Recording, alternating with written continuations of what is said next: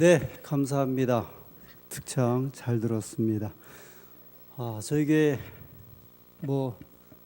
남 집사님들도 나오셨고 청년들도 나오셨는데 저에게 청년들이 굉장히 할 일이 많습니다. 특창도 해야 되고 운전도 해야 되고 경찬도 해야 되고 하나님께서 축복해 주시기를 간절히 소원합니다. 예언의 신 연구 시간, 지난 시간에는 제2장 예언의 필요에 대해서 말씀을 드렸고요. 그 2장 예언의 신의 필요의 2번, 1번은 사람이 범죄한 이후에 하나님께서 취할 수 있는 조치에 대해서 말씀을 드렸고, 2번 회복해야 하는 일이 필요해서 6가지에 대해서 말씀을 드렸습니다. 천사들을 통해서 하나님께서 사람과 하나님 사이 회복을 소원하셨고, 두 번째로 천연계를 통해서, 그리고 세 번째 꿈을 통하여, 네 번째 성령과 개인의 경험, 다섯 번째 성육신하신 하나님, 여섯 번째 하나님께서 선자들을 이제 보내주셨다고 말씀을 드렸습니다. 그렇다면 3번에 왜 선지자들을 세우셨나? 첫 번째는 선지자들은 하나님을 대표하는 사람으로서 백성 앞에 섰습니다. 상징성이죠. 대단히 중요한 상징성입니다. 그 선지자들의 존재 자체가 하나님의 관심이 백성에게 있고, 또 늘 가까이 계시고, 또 그 선자에게는 이제 기별이 있다고 하는 그 의미가 포함되어 있습니다.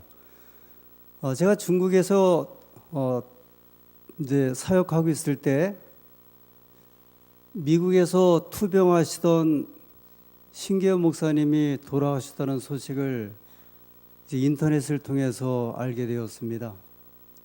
그때 전 세계적으로 많은 분들이 이 아쉬움을 표현했고, 또 그 탄식의 소리를 이제 인터넷에 이렇게 올렸습니다. 그때 저는 중국에서 그 소식을 들으면서 어떻게 보면 우리 사는 시대에 가장 영적인 지도자 가운데 한 분이 돌아가셨구나 하는 생각을 좀 갖게 되었어요. 예전에 삼육대학에서 이런 이야기가 있었다고 합니다. 두 분이 걸어가시는데 한 분이 걸어가실 때에는 성경이 걸어간다 그랬고요, 한 분이 걸어가실 때는 영이 걸어가신다, 그렇게 얘기를 했대요. 신규현 목사님이 걸어가실 때에는 학생과 또 교직원들이 하나님의 영이 걸어가신다 그랬고, 김명호 목사님이 걸어가실 때에는 성경이 걸어가시는구나, 그렇게 말씀을 하셨답니다.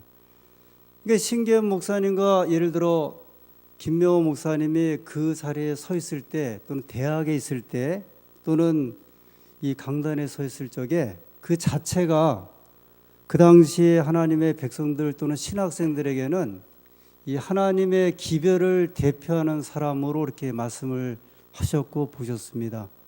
제가 교우님들에게 한번 여쭤볼게요. 혹시 제가 예배 때마다 어디에 앉아 있습니까? 그 보기 좋으세요?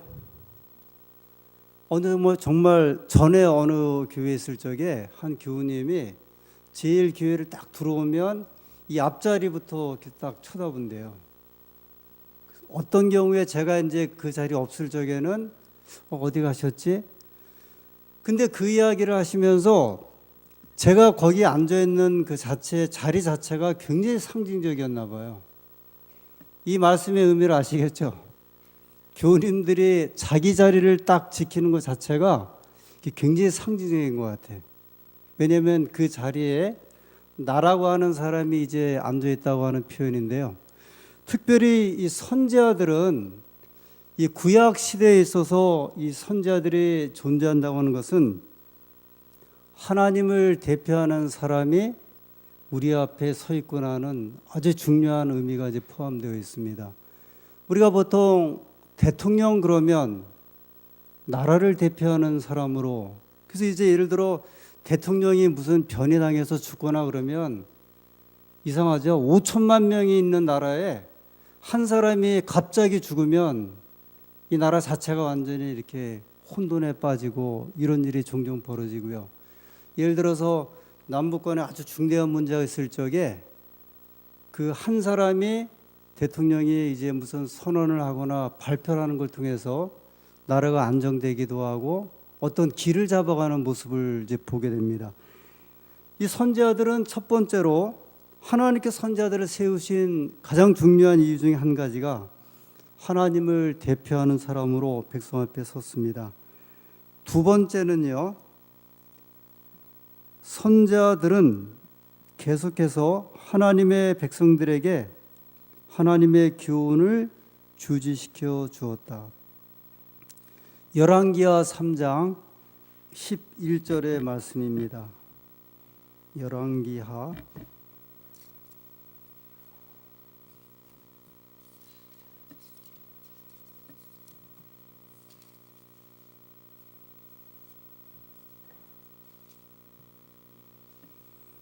네, 구약성경 563페이지 열왕기하 3장 11절에 있는 말씀을 통해서 두 번째 이 제목에 대한 것을 설명을 드리겠습니다.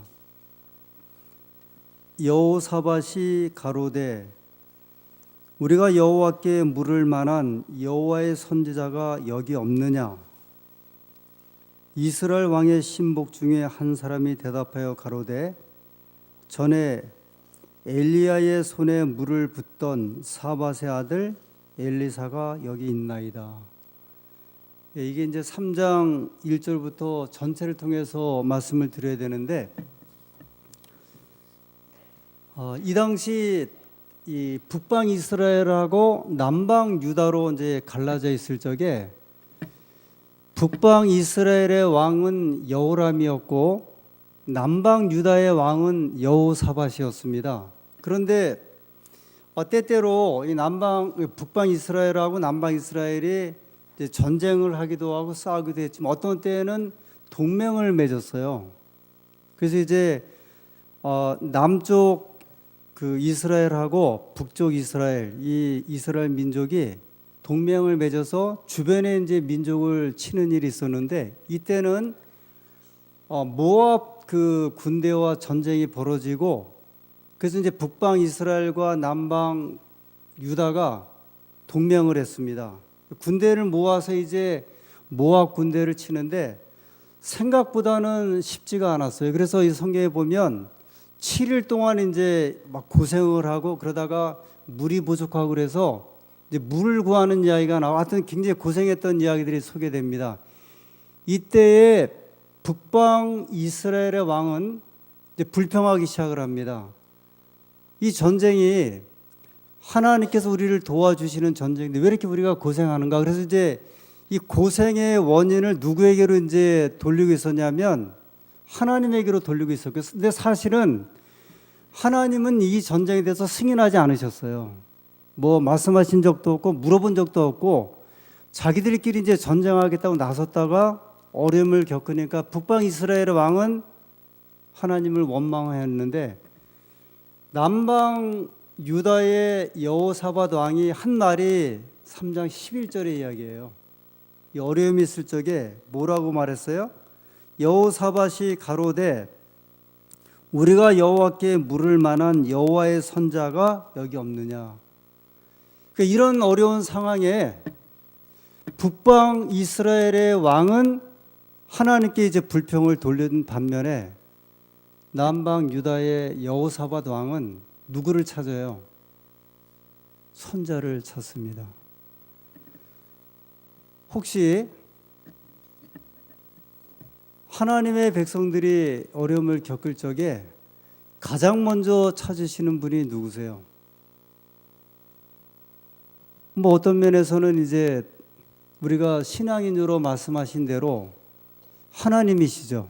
그죠? 하나님께서 우리가 이제 물어야 할 이제 그 대상 또는 의지해야 할 대상이거든요. 북방 이스라엘도 원래 하나님의 민족이었어요, 그죠? 그러다 나중에 이제 갈라져 올라와서 그들이 살면서 하나님 성전 없는 이제 신앙, 그래서 이제 거짓 그 산당 이런 거 세워놓고 하나님을 떠나서 생활하다가 결국은 결정적인 문제가 생길 적에 북방 이스라엘의 왕은 이제 불평과 실망으로 빠지게 되고, 그리고 남방 유다의 왕 여호사밧은 결정적인 카드를 하나 이제 꺼내 놓는데, 그게 뭐냐면 우리에게 물어볼 만한 선지자가 없느냐, 그렇게 이야기를 해요. 그러니까 이 이야기는 이런 이야기죠.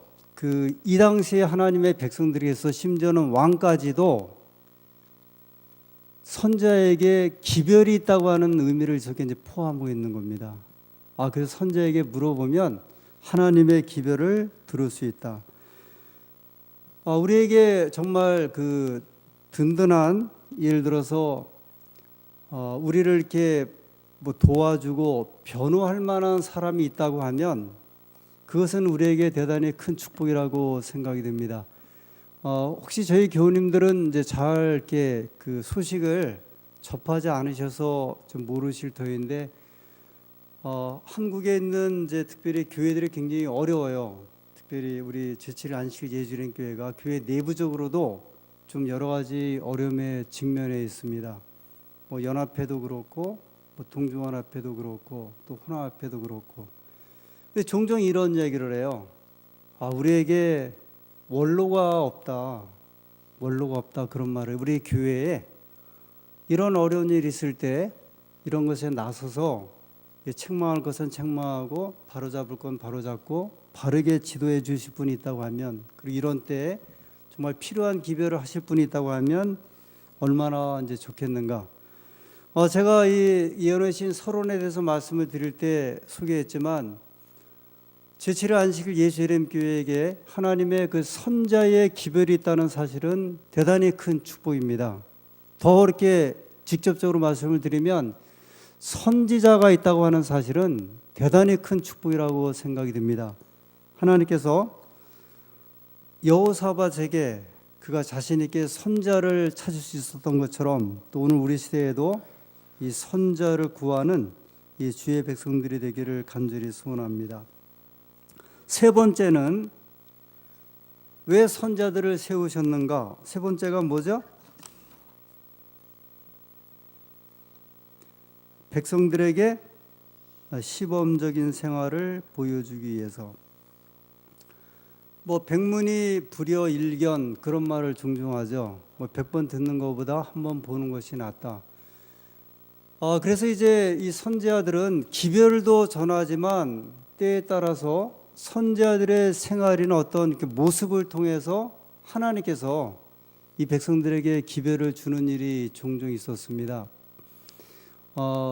마태복음 7장에 선자를 이렇게 구별하는 가운데 이 선자의 그 행위를 통해서, 그의 삶을 통해서 그 선자가 바른 선자인지 아닌지를 이제 확인하는 하나의 이제 그 조건들을 주셨죠. 뭐 지금도 오늘날 수많은 선자들이 있어요.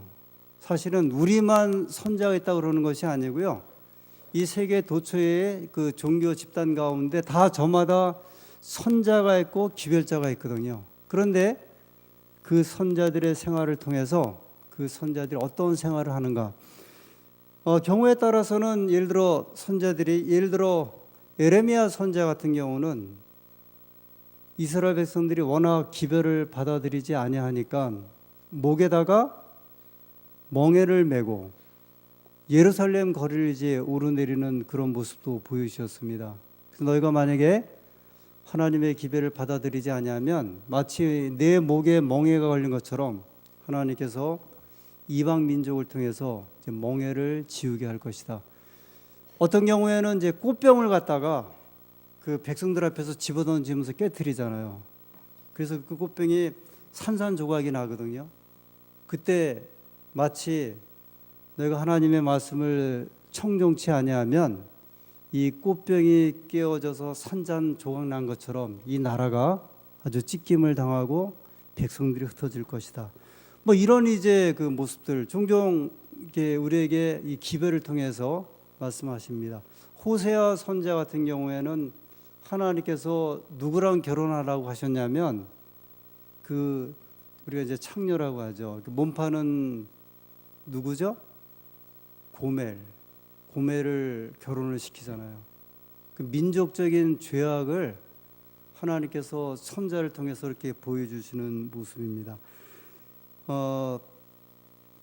어떤 경우에는 하나님께서 이제 사람을 통하여 일을 하시기 때문에 그 사람이 이제 선자로 소개되는데, 선자뿐만이 아니고 하나님께서 하나님의 일을 하실 때 사람의 일을 통해서 하나님의 일을 하시는 일을 이제 종종 볼 수 있습니다. 십계명 돌비를 만들 때 처음에는 하나님께서 돌비를 만들어 주셨어요. 만들어 갖고 내려오셔 갖고 거기에 글을 쓰시고 십계명을 주셨는데, 모세가 그 십계명 받아들고 이스라엘 백성들에게 내려가니까 아론이 백성들의 이제 요청을 받아서 금송아지를 만들었잖아요. 그 거기에 막 경배할 때 모세가 그 십계명을 집어 던져 갖고, 물론 하나님께서 그렇게 하시라고 하셨고요, 이제 깨졌습니다. 그 다음에 십계명을 다시 만들어 주셨는데, 그때는 누가 십계명을 만들었냐면 모세가 만들었어요. 그 하나님의 일을 함에 있어서 하나님께서 사람과 일을 하시는 한 모습인데, 그래서 돌비는 모세가 만들고 글은 누가 쓰셨냐면 하나님이 쓰셨어요. 그 십계명이 어디에 들어가게 되냐면 나중에 이제 법궤 안에 들어가게 되고, 지금 어디에서 보관하고 있다고 이렇게 이제 그 이스라엘이 바빌론에 포로 잡혀가기 전에 에레미야와 함께한 제사장들 또는 선지자들이 어디 깊은 제 굴에 그 법궤를 감췄다 말씀을 합니다. 그 법궤 안에 이제 이 하나님께서 십계명을 감춰 주셨는데, 신성과 인성의 연합이에요. 인성적인 노력으로 십계명을 이제 모세가 만들었고, 신성의 이제 능력으로 거기다가 십계명을 이제 세워 주셨습니다. 성소 제도도 보면 제물은 누가 준비하죠? 사람이 준비하고, 불은요 하늘에서 내려 주시면서 이 구속에 관한 역사를 이렇게 말씀하십니다. 그래서 그런지 예수님께서 이 땅에 구세주로 오실 적에 몸은 사람의 몸을 취하셨고, 그 인성과 그 다음에 이제 신성이 예수님 안에 이제 함께하는 이 성육신의 역사가 이루어지게 됩니다. 하나님께서 일을 하실 적에 그 사람과 하나님과의 어떤 관계에 있어서 이런 부분을 이제 말씀해 주셨습니다. 네 번째는요, 선자들을 세우신 네 번째 이유는 선자들의 봉사에 두드러진 산물은 이제 성경입니다. 결국은요. 그러니까 그들의 기별과 생애를 통해서 후대에 사는 사람들에게 결국은 우리에게 주어진 이 책으로 이렇게 전달이 된 거죠. 예를 들어서 이사야 선자가 그가 봉사하는 동안에 그는 책을 쓰지 않았어요. 이사야 선자가 제일 먼저 한 일은 뭐냐면 그는 하나님의 기별을 받아서 그냥 그대로 말로 전달했고요. 그 말이 뭐가 되었냐면 이사야서가 됐어요. 이게 굉장히 중요한 이야기입니다. 선자들의 직무 가운데, 선자들이 하는 일 가운데 선자들을 세우신 이유 중에 한 가지가, 물론 이제 하나님을 대표하는 종으로 또는 모범적인 모습을 보이기 위해서, 그런데 가장 중요한 것은 뭐냐면 결국은 무엇을 이제 우리에게 주길 소원하셨냐면 우리에게 가지고 있는 이제 성경이에요. 예를 들어 에스겔, 다니엘, 뭐 이사야, 그 외에 이제 구약의 수많은 하나님의 선지자들, 여기 뭐 하박국 선지자도 있고요, 미가, 뭐 나훔, 그 다음에 마지막 선지자 말라기, 다 이 선지자들의 그 기별이 뭐로가 된 거예요? 이제 책이 된 거예요. 제가 이제 이 아시아를 통해서 이렇게 볼 때 아시아의 발전하는 나라나 혹시 이렇게 괜찮은 나라가 특징이 뭐냐면 책이 있는 민족이에요.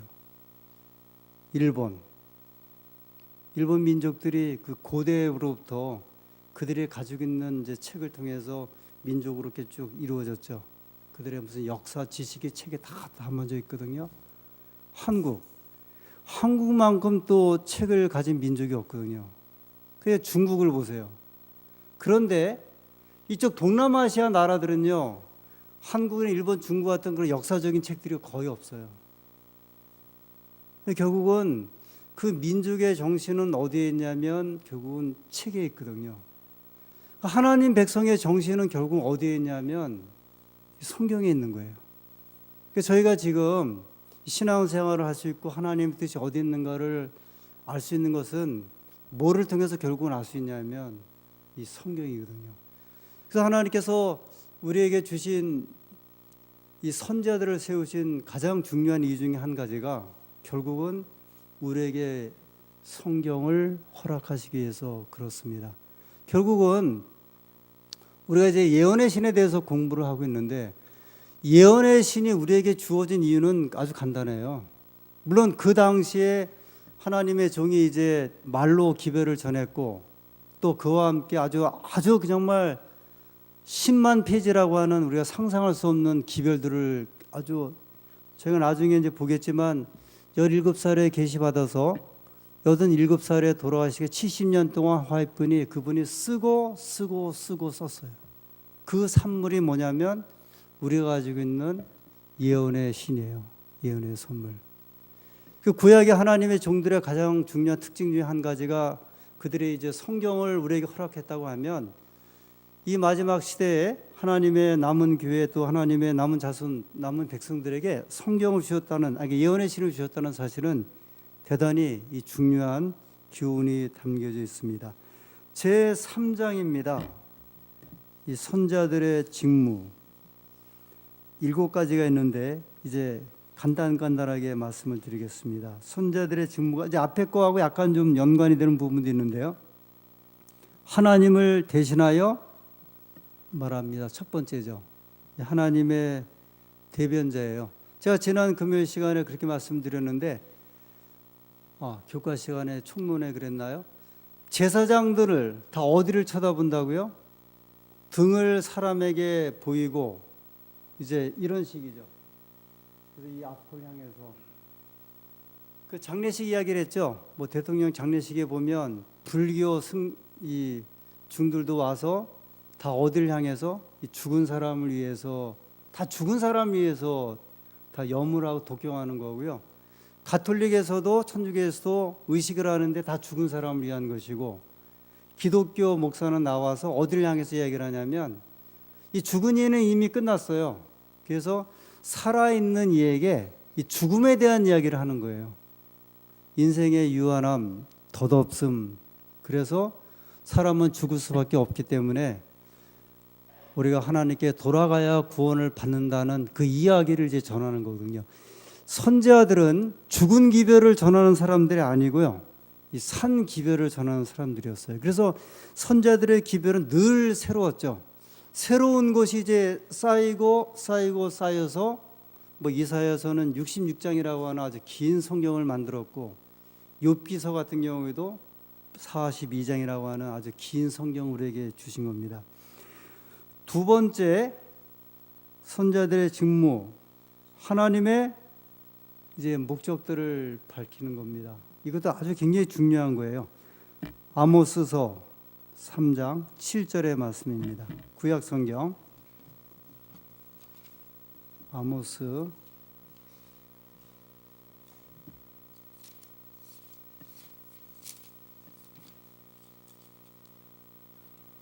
네, 이 아모스서 3장 7절은 아주 중요한 말씀입니다. 구약 성경 1277 아모스서 3장 7절. 우리 고향말 어르신들은 페이지를 찾으시면 좋아요. 이렇게 페이지 1277페이지 3장 7절 제가 읽겠습니다. 주 여호와께서는 자기의 비밀을 그 종 선자들에게 보이지 아니하시고는 결코 행하심이 없으시리라. 아주 유명한 말씀이죠. 하나님께서는 하나님의 일을 하실 때에 누구에게 보이지 아니하시고요? 선자들에게 알려주지 아니하시고는. 그래서 이제 우리가 예언을 할 수 있는 것은 하나님께서 하나님의 예언을 다니엘에게 주셔서 다니엘서가 기록이 되었고, 그 다니엘서를 우리가 보면서 하나님께서 세상 역사를 이렇게 진행하시고 또 이끌고 계시는구나. 신약에 와서 요한계시록을 통해서, 요한을 통해서 예언에 대한 말씀을 주셨고요. 그 다음에 그 예언의 말씀이 어떻게 진행되고 있는지, 어떤 면에서는 성경 전체가 또 예언서예요. 사실은 다니엘서, 요한계시록만 예언서가 아니고 성경 전체가 이제 예언서죠. 그러니까 아주 국가적인 그런 예언, 아주 우주적인 예언은 다니엘서와 요한계시록이고, 예를 들어서 이사야서에 베들레헴 에브라다야 그러면서 거기서 누가 나요? 메시아가 태어날 것을 예언하잖아요. 그게 그러니까 책의 한 부분으로 예언한 거죠. 또 처녀의 몸에서 메시아가 올 것이다. 그게 이제 부분적인 예언이거든요. 그래서 우리가 그 성경을 이제 본다는 이야기는 이 세상을 살아가면서 같은 이렇게 동시대에 이렇게 똑같은 사건을 보면서도 성경을 통하여 보는 이 세상에 대한 분별은 아주 탁월하게 이제 볼 수 있는 거죠. 왜냐하면 아모스 3장 7절에 말씀하신 대로 하나님께서는 자기 하실 일들, 그 비밀을 그 종 선자들에게 보이지 아니하시고는, 아주 여기에 강조를 주셨는데 결코 행하시지 않았다 이렇게 말씀하시기 때문에 그렇습니다. 여러 예들이 있죠. 이스라엘 백성들이 바벨론에 포로 잡혀갈 때 그 예레미야 당시에 아주 이 문제로 국가적인 혼란이 있을 적에 예레미야는 아주 올곧게 강조를 했어요. 얼마 동안 포로 생활하고 돌아올 것이다? 70년. 그리고 그게 70년이 예레미야 자신의 예언입니까? 하나님의 예언입니까? 하나님의 예언이에요. 그러니까 사람을 통하여 하나님의 뜻을 이렇게 볼 수 있는 거거든요. 여러분, 왜 사람들이, 하나님 모르는 분들이 무당을 찾아가고 점장이 찾아가는지 아세요? 자기들이 모르는 것을 누가 알려줘요? 무당과 점장.